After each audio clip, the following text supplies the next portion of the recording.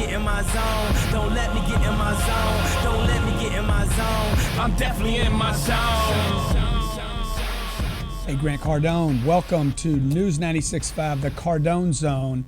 Every Sunday night I come to you to talk about your money, your finances, your career, what you can do to get yourself in a stable, strong, surviving, thriving position. I've been here in the Orlando market for almost 25 years with my partner, Scott Morgan. It's been an unbelievable place for us to do business. And what I want to do is share some of those ideas every week with the people of Orlando, talking to you about what you can do with your business to grow it. Clearly, things are changing. Clearly, the economic conditions in the country are slowly grinding out and getting better. And it's the people that have the strategies for this new economy that are going to best be able to take care of their businesses and, of course, their families. I mean, that's why you're in business, right? I'm in business to take care of my two little girls, my wife, and hopefully I can take care of my employees and myself and maybe make my dreams come true. So for almost 30 years now, I've been doing business on my own, starting with a little more than a college education, trying to figure the deal out. And right now, real estate is like every time you open up a newspaper today, you're going to see something about real estate. Bankrate.com wrote, and the USA Today, all in the same week, many metro areas, USA Today says, many metro areas have seen significant increases in rental properties since 2006, since the collapse. Bankrate.com says, are we becoming a nation of renters? Folks, I'm going to tell you something, okay? It is impossible for you to get around this single fact. This one fact, okay, is this. There are 75 million new millenniums in this country, and there's 78 million baby boomers. That's 153 million people. That's half the U.S. population that have one thing in common: no interest in owning a home. Okay, you're never going to see that. I've never seen this posted anywhere. I've been saying this since 2008, that the United States of America will become a renter nation. Don't be shocked. We are becoming a renter nation, and what you need to know about that is this. You need to get on the right side of this thing. The side to get on this is to own rental property and to rent property out. This is not the time to own a home. Okay, you're looking at the numbers saying, hey, should I buy a house? When am I going to be able to buy a house? I had some friends in Miami right now looking at a house. I'm like, dude, why would you buy a house? This is stupid. It's a dumb investment. I can go back 40 years. I can go back to 1958 when I was born. I can look all the way back to 1958 and show you that if you owned a home since 1958, yes, it would have gone up in value. The return on that investment would have been 1% per year. 1% per year. That means you would have made, what is that, you'd have made 55% on your money. That Amazon stock went up 55% this year alone. Okay, that's a stupid investment. It's just ridiculous. You could have been in AT&T stock this entire time, and you'd have made 6 or 7% just on the dividend. If the stock, 6% a year, if the stock never went up in value, you could have been in rental real estate rather than owning a home. You could have owned one unit or 4 units or 6 or 8 units, and they would have paid for themselves twice. You would have earned money the entire time. And the renter would have paid your taxes, your insurance, your maintenance. Oh, Grant, I'm going to have people call me at night. They're going to call me at 10:30 at night about the plumbing. Look, it's work. The percentage of U.S. households today, this is Bankrate.com, the percentage of U.S. households that own a home today has dropped significantly in recent years. Still, you hear people constantly saying, own a home, buy a house. You need to buy a house. Don't rent. The house is an American dream. Folks, let me tell you the American dream. The American dream is about freedom, not about home ownership. The American dream is about freedom, the ability to do what you want when you want to do it. And the only thing that's given me that freedom in my life, while I believe in hard work, I believe in owning a business. If you can own a business and make a business work, if you're the type of entrepreneur that can actually show up every day and grind it out, put it all on the line, the businesses that I work the hardest in are not the ones that have made me the most money. The most money that I've made in my career has been in rental real estate. It's in a multi-family apartment buildings, okay? I've owned shopping centers, I've owned single-family homes, and I've owned multi-family. Multi-family are apartments. I rent to a person. They pay me $700-800 a month in rent. These are apartment buildings. I started with 38 units, and I bought 48 units. You can start with 4 or 8 or 12. We're going to be talking about today, how do you get started? Why are people buying in real estate? Why are people buying real estate right now? Why are hedge funds going out and buying single-family homes in Phoenix, Nevada? Why was Miami targeted and Orlando targeted as places for the hedge funds to actually spend billions, not millions, billions and billions of dollars to buy up homes that they could rent? Why is most of the apartment stock in Florida now being consumed and retraded so that it can be rented out? Because we are a renter nation and we will never go back. If you go to Europe, people rent there. They don't own homes. They don't own homes there. They rent, and they don't have a problem with it. In America, oh, I don't want to rent. Why, dude? You got freedom. I rent a house right now. I rent a condo right here in town. I don't mind renting. What advantage does that give me to rent? I'm free. My down payment's free. It's free. It's with me every day, right? I own it. I can use it for other things. I can expand my business and grow my business. You can't grow a house. You own a house. What can you do with it? You got to sit and wait for the economic conditions. With a piece of real estate, 4 units, 8 units, and I'm going to bring a guest on, Dale Christensen, who started buying real estate with me years ago. And he's going to tell you what happened. He's going to tell you how much work it is because he's done the hard work end of it. I did the money end in the beginning. I did the decision making on the purchase and the sale and the loan. And he did the hard work. So he's going to tell you about all the problems. We're going to talk to you about murders, people that were actually murdered on one of our sites. Yeah, you're going to have those problems. But the truth is, look, this is a way for you to create wealth for yourself. Okay. It's a way to pick a property, create wealth for yourself. Okay. And expand your wealth in a way that can't be destroyed. Dale Christensen, are you on the phone with me? I am, Grant. How are you doing? Yeah, good, man. Hey, you want to tell everybody just a little backdrop about how much money, I want them to understand how much money you had when me and you started our real estate business. Yeah. Well, you and I were friends in Houston in the early 90s, and I had a professional career in psychology for many years, and having 3 children and even making a good living, I knew that my chances as an average person were pretty limited to ever develop any wealth in my life. And I was very concerned about my future, my retirement, and what I heard you talking about earlier was the word freedom. You know, I associated retirement with freedom. I associated wealth with freedom.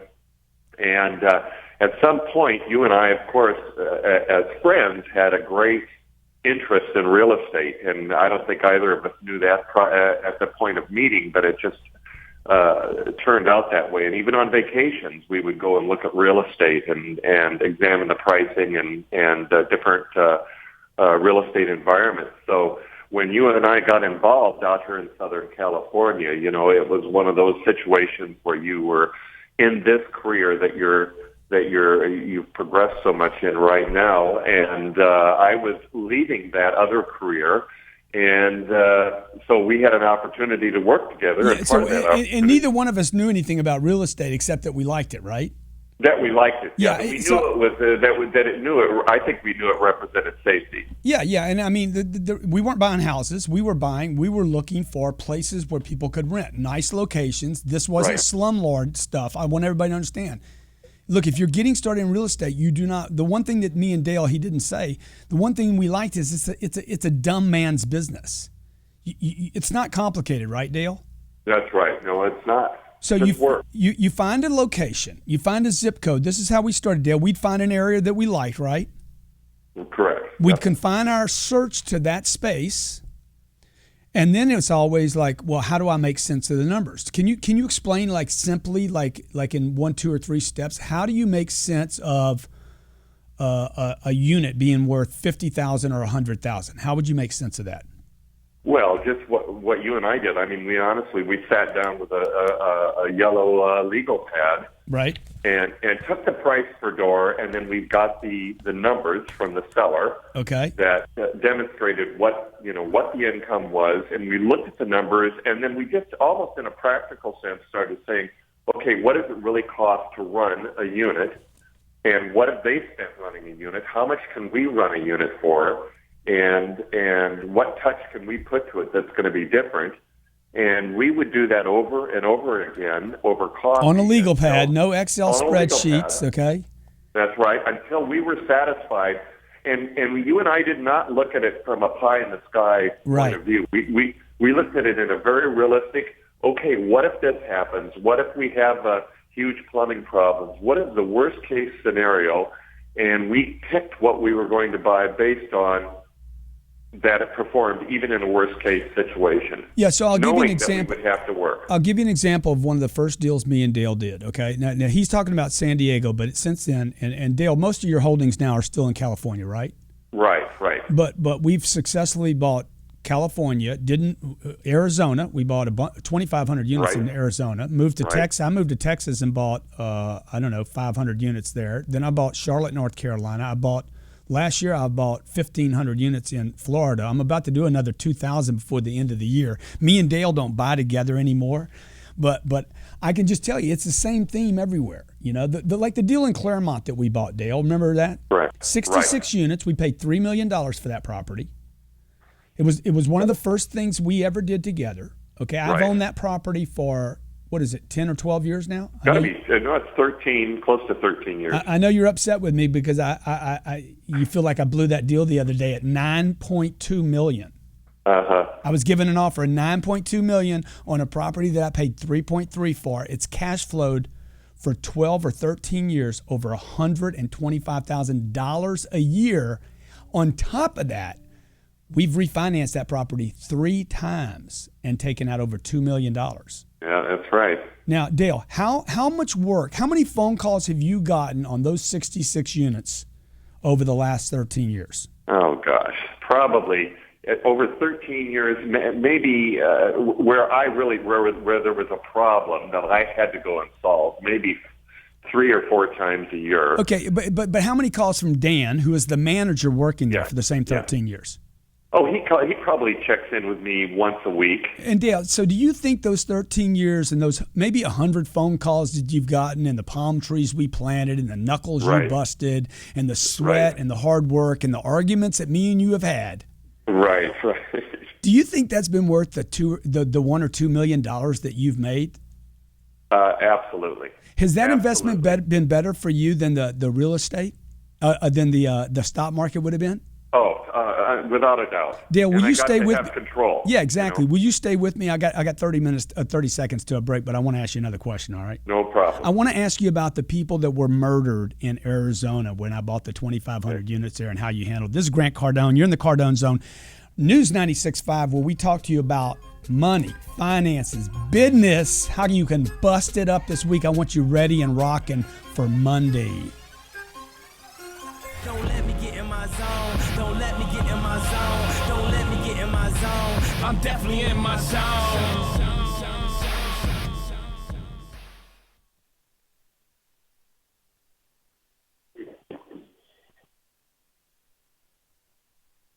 Dale, great job there, buddy.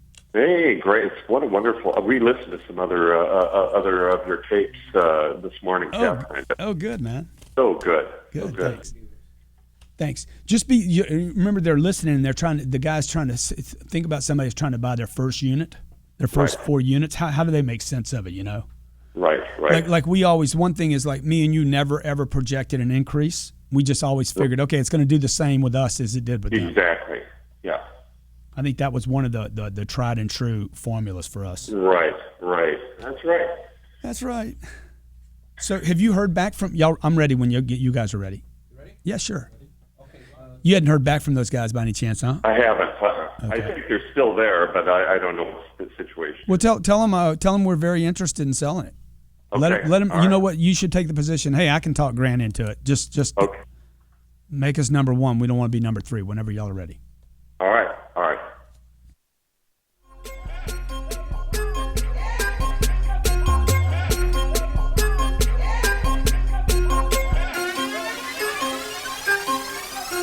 Don't let me get in my zone. Don't let me get in my zone. Don't let me get in my zone. Hey, Grant Cardone here. Thank you and welcome back to the Cardone Zone. We're talking about real estate tonight. I'm telling you, my advice to you folks is there's a reason.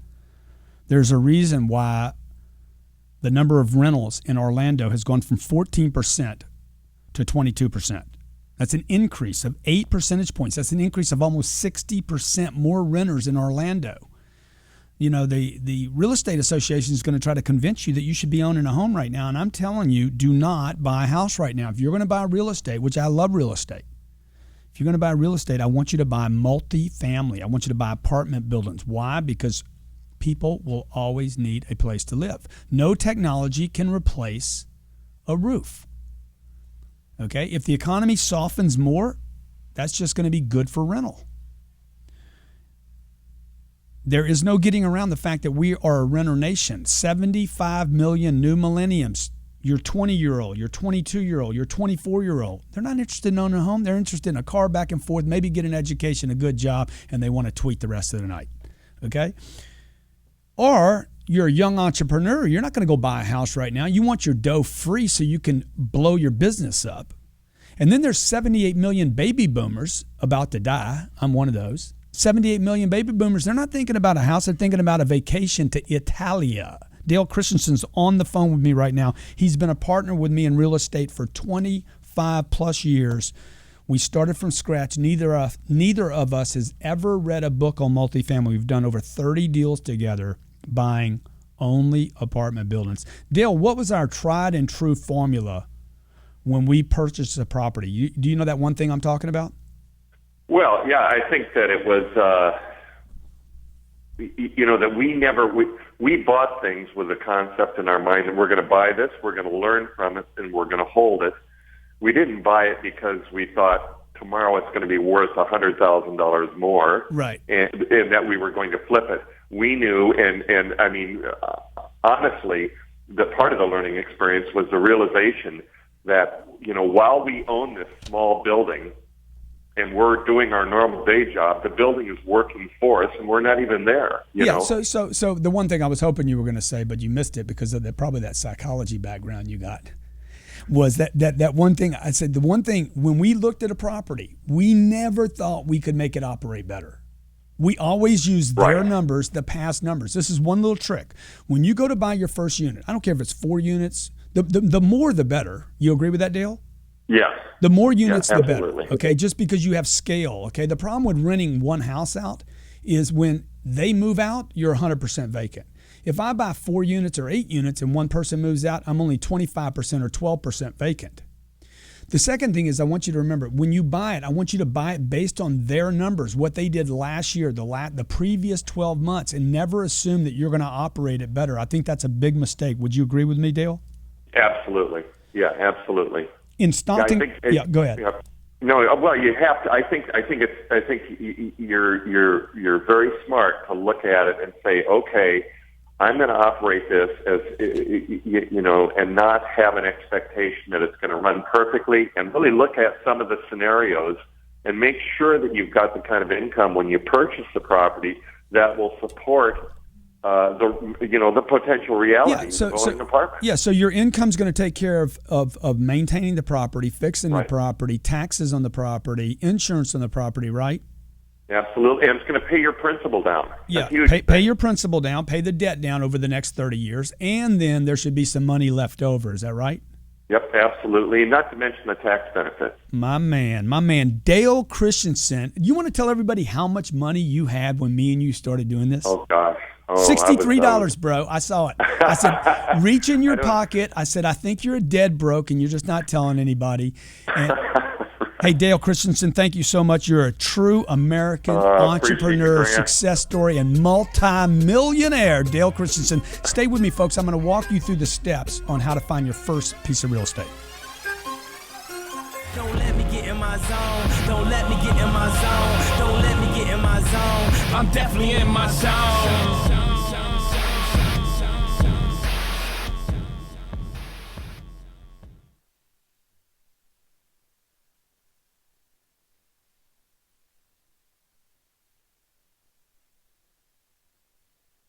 Dale, thank you, buddy. That was great. Oh, no problem. What a great show, huh? Oh, thank you, man. Well, you made it even better, bro. We're helping a lot of people, find out something they don't know anything about. How wonderful. Boy, you've got I've watched you. Kath and I just see your growth every time we see you do something, and you're just wonderful. So appreciate it. Thank you, brother. I appreciate you. All right, man. Talk to you later. Thank you. Hey guys, for my friends out there in the Google Plus universe, in the Ustream universe, out there in the Twitter, the Facebook, out there in the places we don't even know exist anymore yet. Behind your jar. What about it? Talk about the jar. Oh, I got a jar? Yes, you do. I appreciate you being on. Don Berninger's on with me. We got John C. Jones favorited a tweet from me. That's fine. Leave it up there. Imperial Press Direct, James Alvarez, John Jones. If you have a question on Twitter, all you got to do is pop it in there at Grant Cardone. Forget Business Plan is also Tilset O Malama. My man.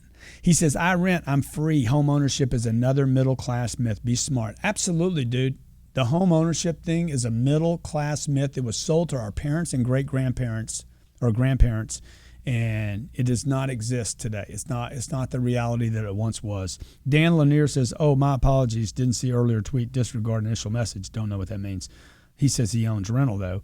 Ownership, not bad, but never look at an asset. He says, even biz tax and other options are good with ownership. Rent is like a job. I'm going to tell you, man, I've owned a lot of real estate, a lot of rental. Maybe I own enough to where it's not a job to me because, I mean, nobody calls me. I didn't get Dale to tell you about the dead bodies in Tucson, but he called me one day and said, dude, we got two dead bodies in a trunk at the Tucson property. I'm like, all right, well, let me ask you, are they tenants? Number one, he's like, one of them was a tenant. I said, did he pay? Did he pay yet? Okay, get him out of there, bro. Get him out of that trunk, okay? Get him out of that trunk and get somebody in that unit, my man. You ready to go for the next segment? Yeah, I'm ready. Hey, this is Grant Cardone. You're on the Cardone Zone. That power jar behind me is basically a jar that looks like this. It's full of wristbands, okay? I know you think it's crazy. Why would I have this on my desk? Let me tell you, when negative people come in my office and I start throwing these bands at them, hey, like, you know, whatever it takes bands. This is an orange band. Our new one says whatever it takes. I got one here that says keep pushing, hustle, muscle. Dude, this is controlling your environment. Those are $750 worth of wristbands. You can have them for $180 because you're watching the show today. Appreciate you following me. Okay, anything we can do, books, audio, call my office, 310-777-0255. Also, dude, if you're not on my YouTube channel, you are freaking neurotic. You're neurotic. Neurotic or neurotic or you're YouTube useless. YouTube useless. I like that. Okay, get on YouTube, baby. Get on YouTube. Go subscribe to my YouTube channel. There's 1,100 videos there. Free. If you don't want to pay for the wristbands, they're free. Okay, bring it. Let's roll.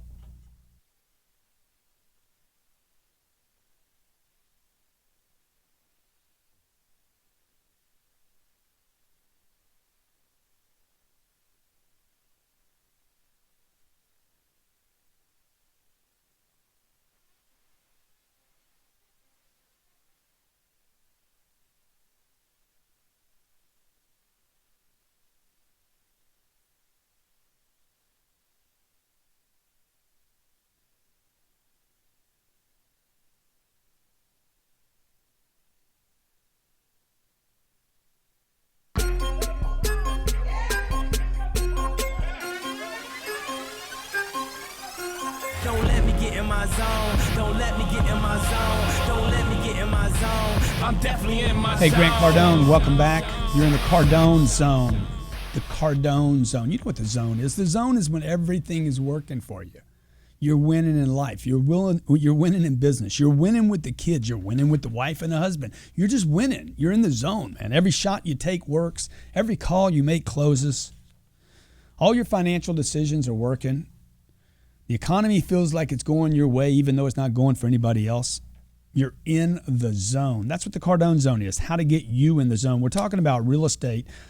It's in the USA Today this week says major metro areas are seeing significant increases in rental of single-family homes since 2006. This is from the Census Bureau, reported by USA Today. Orlando's renter population has gone from 14% to 22%. In other parts of the country, you see similar problems. 32% of all the occupied single-family homes in Stockton, California, 32%. That's 1 out of 3 are rented. In Las Vegas, Nearly 29%, almost 30% of all occupied single-family homes are rented. In the aftermath of historic housing bust, that's how we say it in the South. We say bust, not burst. In the aftermath of this historic housing bust, rented single-family homes are on the rise. 20% across the nation, 1 out of every 5 single-family homes in America is now rented. Good or bad? Good or bad? Do you think that's good or bad? Las Vegas, 29% of all homes rented. That's 10 percentage points from 2006. Right here, Florida Cape's Coral area, a 10-point gain in rental homes. Folks, I'm telling you, we are becoming a renter nation. We are a renter nation, okay? What does this mean to you? It means you need to buy rental. You need to buy multifamily. You need to buy apartment buildings and buy as big as you can. It will prove to be the single best investment over the next 20 years that you will make, I promise you.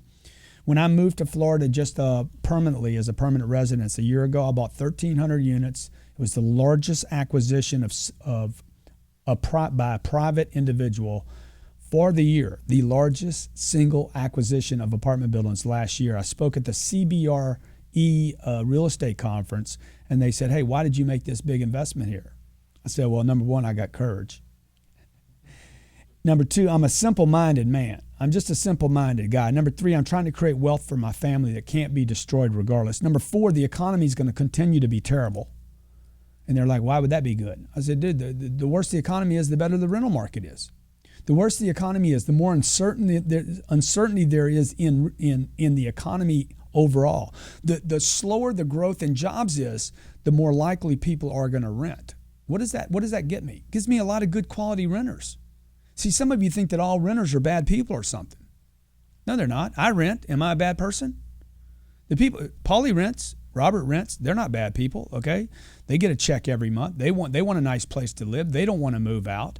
The place that I rent right now, they never have any problems for me. My check's good every time I make a deposit. He owns it. He thinks I'm an idiot. I think he's an idiot. We got a mutual idiot thing going on. I think he's dumb because he's got $3 million invested, and he thinks I'm dumb because I pay him every month. But you know what? I got my money working. He's got 1 unit. I got 1,300 units. He went and bought 4 or 5. I bought 1,300. I'm going to try to double up on that. Why? Because we are a renter nation.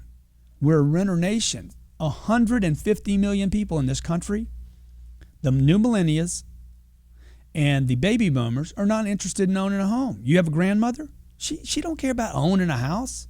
She's probably going to end up in a nursery home one day. And you're going to end up with her house.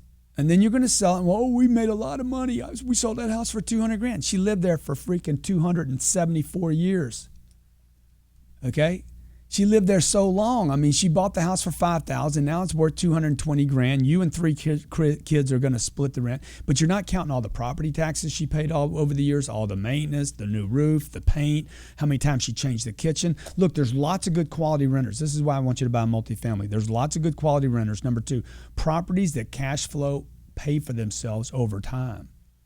So where your grandmother paid for that house, people I don't know are going to pay for my property. They're paying the property, they're paying the taxes, they're paying the insurance, they're paying for the damage, they're paying that property off. Number 3, you got changing demographics you cannot fight that support that we're becoming a renter nation. And number 4, look, you got to be nimble right now. You got to be nimble. You got to be ready to move. You know, when I owned property in California, when it got to where they got into this whole condo conversion thing, I took my money and I moved it to another state. I moved to Arizona. I got a rental company. I got a management company there to manage all the property. If that management company didn't do a good job, I got another management company. I managed the management company and kept some distance. When I made my money in Arizona, I sold the whole portfolio. Boom, I moved to Charlotte, North Carolina, bought some property there. I'm willing to move. I want to be nimble. I want my money working. I don't have to stay in Detroit, Michigan if I can see that it's going to lose a population of people. You know, you want to be able to be nimble with your money. You want your money to grow, not for it to be concrete, sitting in a house that you can't get your money out of. Look what happened to the people in the last 5 years couldn't get out of their house. Cyndia Fenton, is it Cyndia on the phone? Cyndia is a real estate specialist with Concierge Realty. She's going to probably tell me she's going to have a different position on this. I hope she's going to be like, I want to sell real estate. She's closed between $14 and $20 million in transactions. She's going to be on Bravo, a Bravo TV show about real estate this year. Cynthia, are you with me? Yeah, I'm with you, and I'm so sorry, but I don't totally agree. You're absolutely right. I believe that, yes, it's a great thing for the investor, but for the little college graduates or the middle family liners, I believe that we should encourage them to purchase properties, because I really believe that there's nothing like owning your own. There's really nothing like it in the city of Weston here in Cynthia, Florida. let's just wait a minute. Okay, so there's nothing like owning a home. I've owned homes. I believe in the American dream. It's the American dream. I know people that think it's the American nightmare. How about those people that ended up underwater in 2007, 2008? Was that a dream? Listen, depending on the side of the table that you're sitting, I guess is what it boils down to at the end of the day. There are people who believe that they should buy their property and putting their rental money, like you said, when they rent a property, they're paying your mortgage. But there are some of us who think that we should be paying our mortgage for ourselves, so one day our children can inherit those properties. Yeah, but look at but how many kids do you have? Me? Oh boy, that's the wrong question. 5. You got 5 kids, okay? How old is your youngest kid? 8 years old. 8 years old. What makes you think your 8-year-old wants to own your house that you bought? This is what has to happen. The 8-year-old has to become 18 years old. At 18, he's going to be moving out before you get rid of him. He's going to be like, I want out of here. The last thing he wants to do is buy your house. So I got to wait until he gets a job, gets married, gets a divorce, comes back because he's broke. You're dying on your deathbed. Mama, I want your house that I grew up in where you it's crazy what you're saying. Why would I want... Listen, I can understand your position, but at the end of the day, I teach my children anyway that they should try to own, not necessarily rent. And meanwhile, it's a great renters market right now, because in the city of Weston, we've got no inventory. All the rentals are gone. They're gone. Yeah. People can't afford to purchase a property right now. But you're talking about house rentals. You're talking about house rentals, right? I'm talking apartments too, condos. I'm talking condos on Fort Lauderdale Beach, Miami Beach, houses in Weston. It's all the same. People are hungry. They absolutely need a place to live, and they can't find one, so they'll take one to rent. So last quarter in the state of Florida, 65% of all the homes that were purchased in that quarter were purchased with cash. Who pays cash for homes? Our international buyer is what's stimulating. Investors are buying it for cash and renting it out. Investors are buying the homes, and are they just keeping those as vacant, or are they renting them out?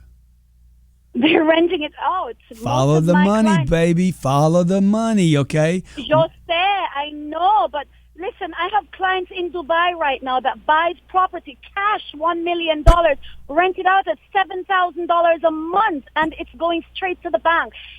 There's 10 renters to every one piece of property. You know what I would really encourage, to be honest with you?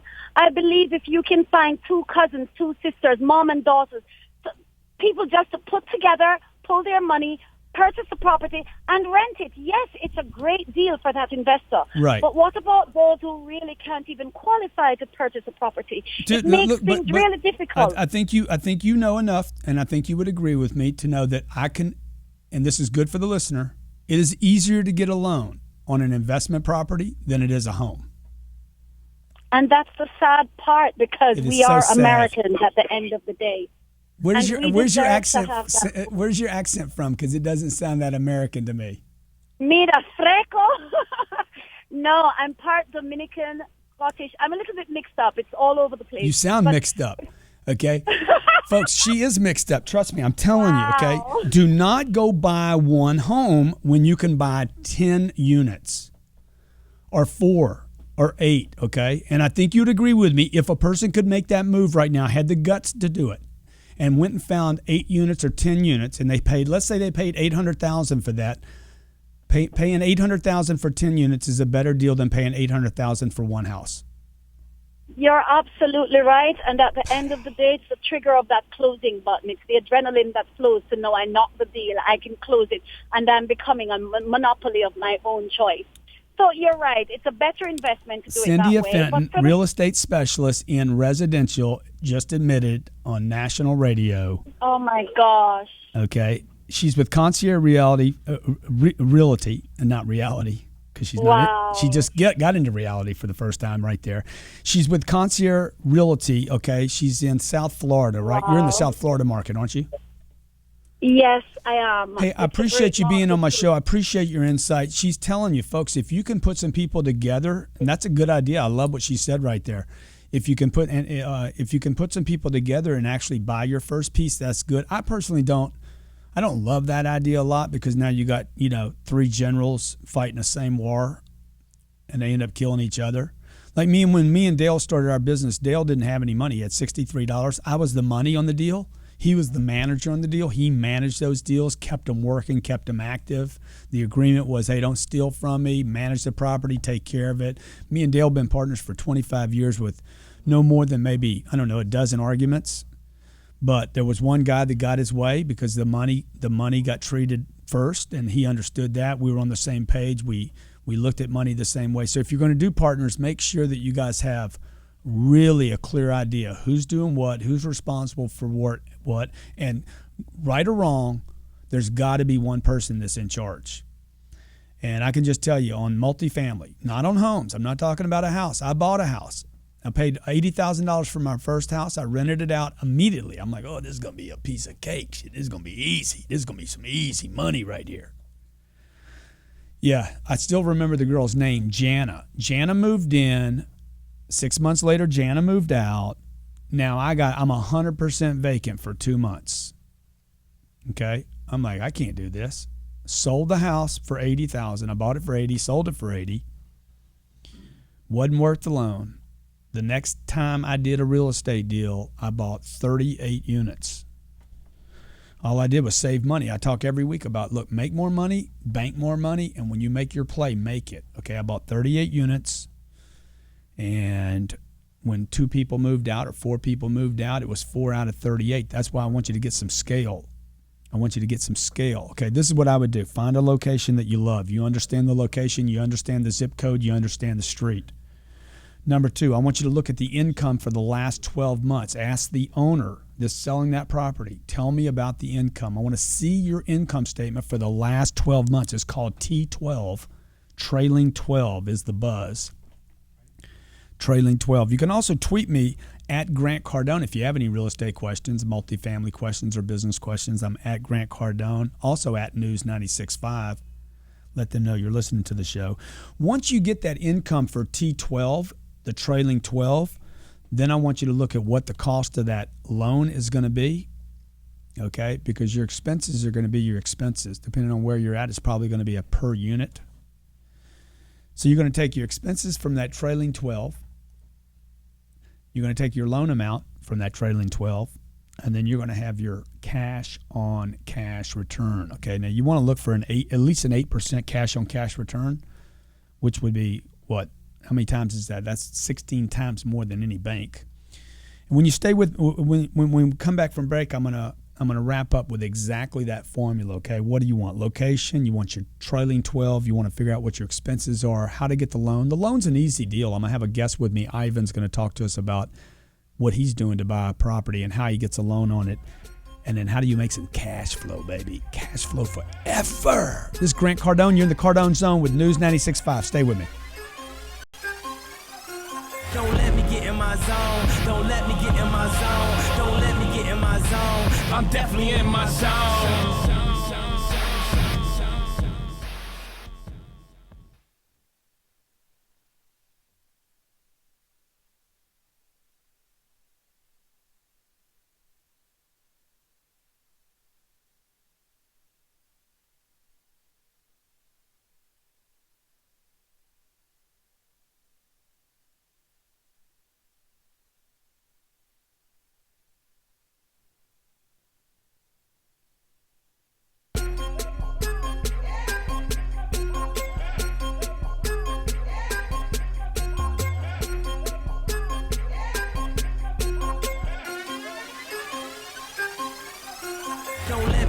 my zone. Don't let me get in my zone. Hey, Grant Cardone, welcome back to the Cardone Zone, News 96.5 right here in Orlando.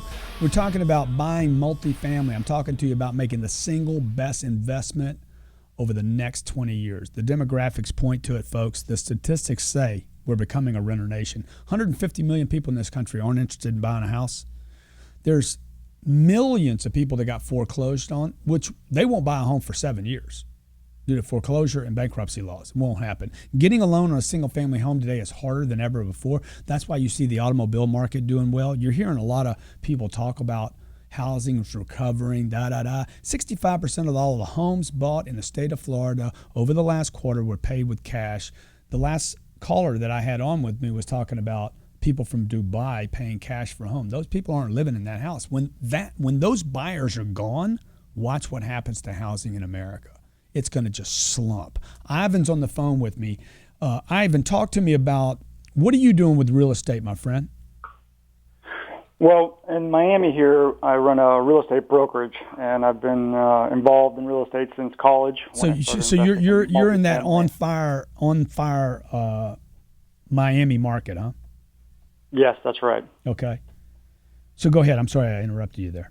No, I'm just telling you. I started investing in multifamily when I was still in college. So it's a term. It's a part of the business that I enjoy quite a bit.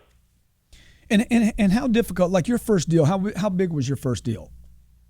The first deal was $82,000. It was a small house that had 2 floors. Would you do a single family home again? Well, this reason wasn't. It was a single family originally, but it was surrounding university, so it was really focused on student housing, and so I chopped it up and rented it out as small apartments. Oh, got it. And then where'd you get the money to do your first deal from? In this case, my parents. So you borrowed money from your parents to bone up on a deal that you could rent out to others. Dude, you are you need a big badge saying entrepreneur. Yeah, it took me Oh, I lost him. But look, yeah. Ivan was smart to borrow money from his parents to buy a house that he could chop up and rent to college kids. He probably didn't even go to college. He rented to the college kids. He's like the drug dealer that doesn't do his own meth. He's just smart enough to sell it to other people. Oh, you still with me, Ivan? I'm still here. Okay. So look, man, so how much real estate do y'all own now? Well, actually, right now I divested right before I got divorced a couple of years ago. So right now I'm rebuilding. Okay. You doing multifamily? Multifamily is my favorite, but a lot of condos here in Miami. But I like the multifamily. There are also some segments like short-term rentals that are appealing. Folks, Ivan Amayo, he's a broker, real estate investor. He's telling you, look, multifamily is the place to be. Why? Because you have a renter nation. People can't afford to buy right now. You got people that want to be in the Florida market. And look at all the hedge funds that are buying. Look at the investors that are buying houses and renting them. What I'm telling you today to do is this. Stay away from a single-family home. Ivan, thank you so much for calling in today. Thank you. Stay away from single-family homes. Look at location first. Understand the location. On any block, there's going to be 2 or 3 homes in a block that are always going to be worth more than the other 27 homes on that block. Stay in that one. I'm talking about 100 feet, 200 feet of a block are going to be more desirable. When they say location, I'm talking about know the street, the zip code, the area. Know where that bad street corner is where nothing ever works there. There's crime there. Find those 2 or 3 homes or that one portion of the block. Location first. Number 2, look at the income for the trailing 12. Number 3, look at your expenses. What are the expenses? What's it cost to run a unit with insurance, taxes, problems, maintenance? Then look at the loan amount. Don't worry about this loan amount. Is it 5, 5.25? Don't worry about the loan. You know why? It's easier to get a loan on a multifamily than anything else. Then look for an 8% return. Some of my property does 15%. By the time I sell it, it could have done 30 or 40%. This is Grant Cardone in the Cardone Zone, News 96.5 every Sunday night. Have a great week. Be great. Nothing else pays. Don't let me get in my zone. Don't let me get in my zone. I'm definitely in my zone.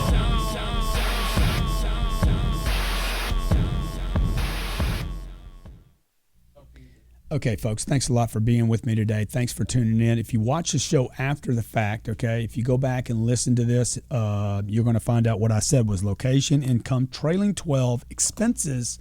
Depending on where you're at, the expenses could be $3,000 to $5,500 per unit. So if you have 5 units and it's costing $5,000 per unit over a year, then you're going to have, $25,000 in expenses on your income statement. It's very easy to find out. You just ask questions. The fourth thing you're going to do is the loan. The loan's easy, man. I'm telling you, it's easier to get a loan on multifamily than any other loan you will get in your lifetime, and that's what's going to leave you with some plus. The cash on cash, the bottom line, the dough. If there's not money left over, don't do the deal, okay? Don't do it, I'm going to be a better manager. Okay, no, you're not. You're not going to be a better manager. Okay, your kids are going to get sick. Your wife's going to have a problem. You're going to have a divorce like Ivan. You're going to get a speeding ticket. You're going to have your problems. Your other business, your main business is going to become problematic. That's the way it goes. That's why you need flow. You need cushion. You need a second flow of dough. All right, it's Grant Cardone. You know how to follow me. I'm on Twitter. I'm all over Twitter. Twitter's my little bitch child. My little child. I abuse Twitter like a little, I don't know. I just beat it up. Facebook, Cardone Success. On YouTube, dude, you got to subscribe to my little channel. I don't know if you know what happened to me with the YouTube people, but the YouTube people took some of my video down, and I did some YouTube bitching, and they put my damn video back up. You feeling what I'm saying? You feeling what I'm putting out? I'm putting some YouTube shit out right now, okay? I love my peoples at YouTubes and Googles, plus and the Ustream people. I love them, even though I can't meet them, can't talk to them. They never call me back, but I got my shit put back up. You feeling me?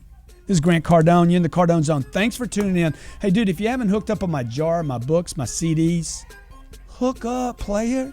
You want to go to the next space? You need data. You need information. You need some knowledge.